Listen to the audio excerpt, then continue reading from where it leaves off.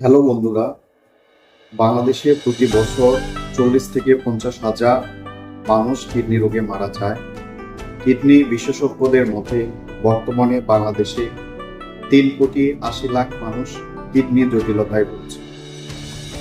Kidney রোগ হলে বুঝবেন কিভাবে আপনার কিডনি জনিত রোগ হয়েছে।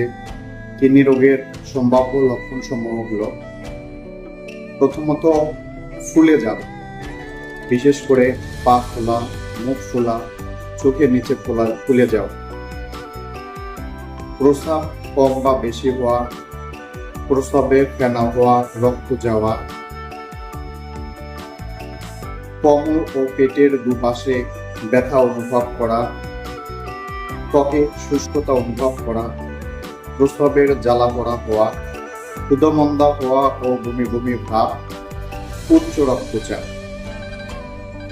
কিডনি এসব লক্ষণ যদি আপনারা আপনাদের শরীরে দেখতে পান, তাহলে যেসব টেস্ট করাবেন: সেরাম ক্রিয়েটিনিন, ব্লাড ইউরিয়া, ইউরিন আরি, আল্ট্রাসাউন্ড অফ AUB।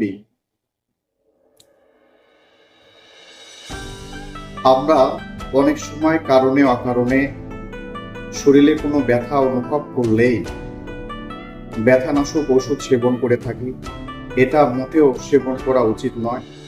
ব্যথানাশক ঔষধ কিডনির সমস্যার আরেকটি বিশেষ কারণ হতে পারে।